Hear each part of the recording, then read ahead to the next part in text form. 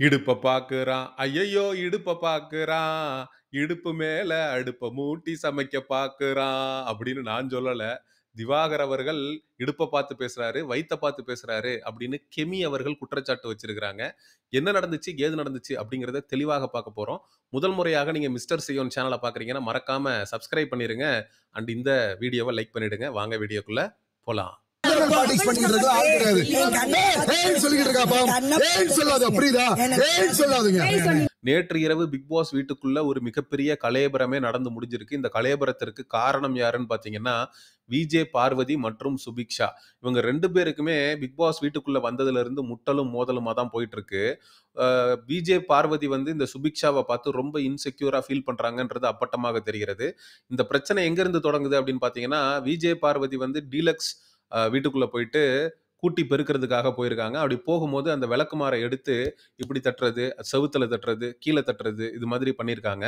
அங்க இருந்த சுபிக்ஷா, அதுக்கப்புறம் வந்து வியனா இவங்க எல்லாரும் சேர்ந்து, "என்ன நீங்க இந்த மாரிலாம் பண்றீங்க? எங்க வீட்ட ஏன் டேமேஜ் பண்றீங்க?" அப்படின்னு சொல்லி அங்கேயே ஒரு சண்டை வந்திருந்துச்சு.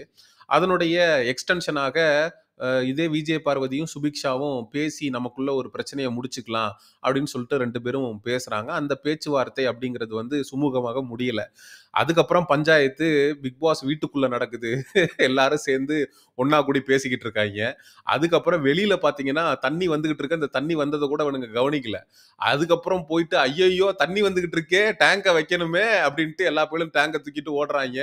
அதுக்குள்ள பார்த்தா தண்ணி நின்னு போச்சு. சரி வெளியில நின்னு பஞ்சாயத்து பேசுவோம். அப்பதான் தண்ணி வர்றது தெரியும். அப்படின்னு சொல்லிட்டு வெளியில நின்னு பேச ஆரம்பிக்கிறாய்ங்க. அப்படி பேசும்போது கலயபரங்கள் வெடிக்குது, சண்டைகள் வருது. அப்படி சண்டைகள் வரும்போது வழக்கம் போல திவாகரை எல்லாரும் டார்கெட் பண்ண ஆரம்பிக்கிறாங்க. இதுல முதல்ல யாரு டார்கெட் பண்றா அப்படின்னு பார்த்தீங்கன்னா, கெமி. கெமிக்கு திவாகர் மீது ஒரு வன்மம் இருக்கு அப்படிங்கிறது அப்பட்டமாக தெரிகிறது.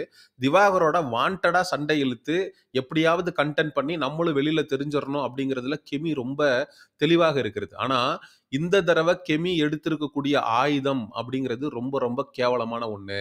உமன் கார்ட கையில் எடுத்திருக்கிறாங்க கெமி. அதாவது திவாகர் அவர்கள் பேசிட்டு இருக்காரு. பேசிட்டு இருக்கும்போது ஃபேஸ பார்த்து பேசாம அவரு கீழ குனிஞ்சு, "நீங்க உங்கட்ட பேச முடியாதுங்க போங்க" அப்படின்னு சொல்லிட்டு பேசிட்டு இருக்கிற விஷயத்த இவங்க எப்படி மாத்துறாங்க அப்படின்னா, "வயித்த பார்த்து பேசுறியா? இடுப்ப பார்த்து பேசுறியா?" அப்படின்னு சொல்லி ரெஜிஸ்டர் பண்றாங்க இந்த கெமி. திவாகர் அவர்கள் கீழ குனிஞ்சு பேசுறாரு. அது எப்படி வயித்த பார்த்து பேசுறதாகும், இடுப்ப பார்த்து பேசுறதாகும்? அவன் உன்ன அவாய்ட் பண்றான்னு அர்த்தம். அதனால தான் கீழ குனிஞ்சுகிட்டு பேசுறான். அத நீ உன்னுடைய உமன் கார்ட எடுத்து ப்ளே பண்ணி, இடுப்ப பார்க்குறான், வயித்த பார்க்குறான். திவாகர் வந்து பெண்கள் விஷயத்துல கேவலமான ஒருத்தன். அப்படின்ற மாதிரி நீ ரெஜிஸ்டர் பண்ற அப்படின்னா, இது எவ்வளோ கேவலமான விஷயம்? இதே கேவலமான விஷயத்த தான் பிக் பாஸ் சீசன் 7 தமிழ்ல 2 பேர் பண்ணியிருந்தாங்க. ஒண்ணு மாயா, இன்னொன்னு பூர்ணிமா. பிரதீப் ஆண்டனி என்கிற நபருக்கு எதிராக உமன் கார்ட தப்பா பயன்படுத்தி, அவனால பிக் பாஸ் வீட்டுக்குள்ள இருக்கக்கூடிய பெண்களுக்கெல்லாம் பேராபத்து அப்படின்னு ஒரு தோற்றத்த கிரியேட் பண்ணி ரெட் கார்ட குடுத்து வெளியில அனுப்புனாங்க. அதே மாதிரி திவாகருக்கும் ரெட் கார்ட குடுத்து வெளியில அனுப்பணும் அப்படின்னு கெமி திட்டம் போட்டுருச்சு போல இருக்கு. அந்த திட்டத்த இப்ப நிறைவேற்ற ஆரம்பிச்சிருச்சு. ஏன்னா ஸ்டாம்ப் பண்ணுது. இவன் இடுப்ப பார்க்குறான், வயித்த பார்க்குறான். திவாகர் வந்து ஒரு கேவலமான ஒருத்தன். திவாகர்ன்றவன் அவன்ட்ட நெறைய குறைகள் இருக்கு. பிரச்சனைகள் இருக்கு. அதுக்காக அவன் பெண்கள் இடுப்ப பார்த்தோ, பெண்கள பார்க்கக்கூடாத இடத்துல பார்த்தோ, பெண்கள்ட்ட தப்பா நடந்துக்கிற அளவுக்கு இழிவானவன் இல்ல. நான் பார்த்த வரைக்கும் சொல்றேன். அடுத்து இந்த கமருதீன் அப்படிங்கிற நபர் வந்து தொடர்ந்து திவாகர் அவர்கள் மீது வன்மத்த கக்கிட்டு வராரு. இதுக்கு முன்னாடி நடந்த சண்டையில கூட அவர் பண்ண கேவலமான செய்கைகள் வந்து பலரால விமர்சிக்கப்பட்டது. இந்த தடவ நடந்த சண்டையில திவாகர் அவர்கள எச்சிய காரி துப்புனதாக இருக்கட்டும், அதுக்கப்புறம் வந்து "நீ எல்லாம் ஒரு ஆளா?" அப்படின்னு சொல்லி பேசுறதா இருக்கட்டும், "வாடா போடா" அப்படின்னு சொல்றதா இருக்கட்டும், ஒரு ஹீட் ஆஃப் த மொமெண்ட்ல இந்த வாடா போடான்னு வர்றது, "நீ எல்லாம் பெரிய ஆளாங்கிறது" அதெல்லாம் கூட ஓகே. அதென்ன எச்சிய காரி துப்புறது? டேய் எச்சிய காரி நம்ம துப்புறோம் அப்படின்னா, அது இன்னொருத்தன நீ அசிங்கப்படுத்துறது இல்லடா. உன்ன நீயே அசிங்கப்படுத்திக்கிறது. நீ என்ன மாதிரியான கேவலமான ஆளா இருந்தா எச்சிய காரி துப்புவ? ஒருத்தங்கள ஆர்கியுமென்ட்ல வந்து வின் பண்ண முடியல, ஒருத்தங்கள்ட்ட பேசி ஜெயிக்க முடியல, அதுக்கு உனக்கு வக்கு இல்ல அப்டின்னா, நீ எச்சிய காரி துப்புவியா? அ? இதே ஒரு பெண், வேற ஏதோ ஒரு பொண்ணுட்ட வந்து உனக்கும் ஒரு பொண்ணுக்கும் சண்ட வருது.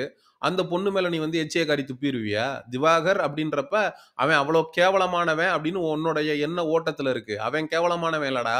எச்சிய காரி துப்புன நீ தான் கேவலமானவன். இப்ப திவாகரால உள்ள இருக்கக்கூடிய ஒவ்வொருத்தனுடைய முகத்திரையும் கிழிய ஆரம்பிச்சிருச்சு. முதல்ல ரம்யா ஜோவுடைய முகத்திரை கிழிஞ்சது.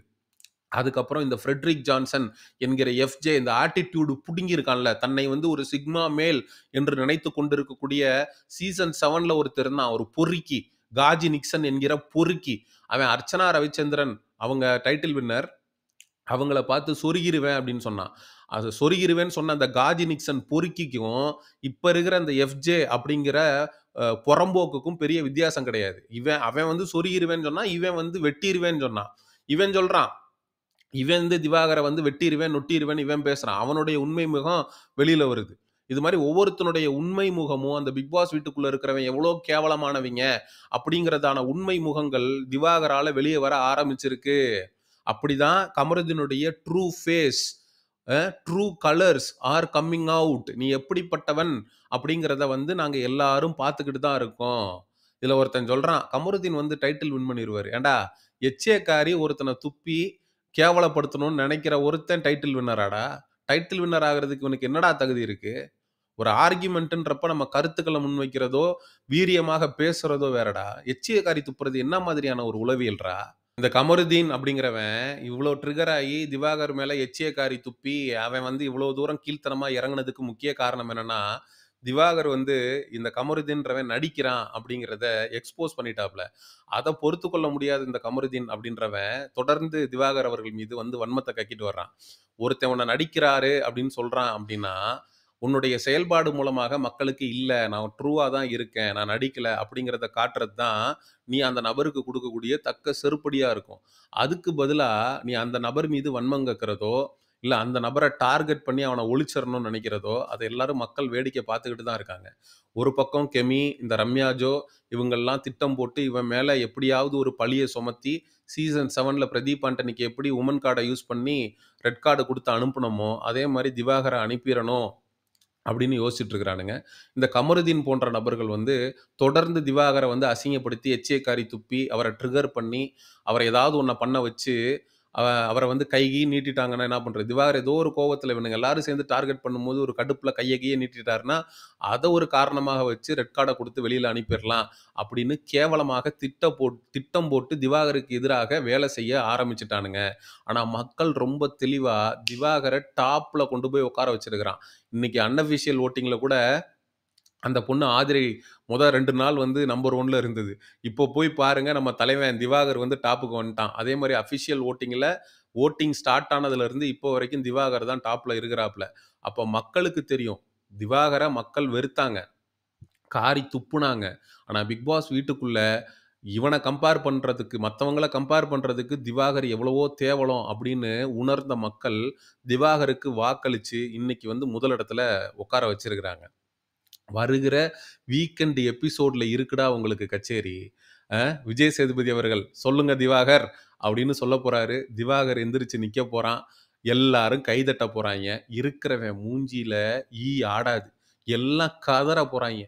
என்னடா திவாகருக்கு இப்படி அடிக்கிறீங்க கிளாப்ஸு. அப்ப நாங்க பண்ணது எதுவும் ஒர்க் அவுட் ஆகலையா? அப்படின்னு அவன் அவன் உட்காந்து நீலி கண்ணீர் வடிக்க போறான். வருகிற வீக்கெண்ட் எபிசோடை நோக்கி நான் வலிமேல் விழி வைத்து காத்துக் கொண்டிருக்கிறேன். திவாகருக்கு இருக்கக்கூடிய அந்த மக்கள் சப்போர்ட்ட இவனுங்க எல்லாரும் விரைவில் பார்க்க போறானுங்க. அப்படிங்கிறத சொல்லி இந்த வீடியோவ முடிச்சுக்கிறேன். அண்ட் மிஸ்டர் செய்யோன் சேனலுக்கு எக்ஸ்க்ளூசிவ் பிக் பாஸ் அப்டேட்ஸுக்கு மறக்காம சப்ஸ்கிரைப் பண்ணி வச்சுக்கோங்க. See you in the next video மக்களே. Love you all. பபாய்.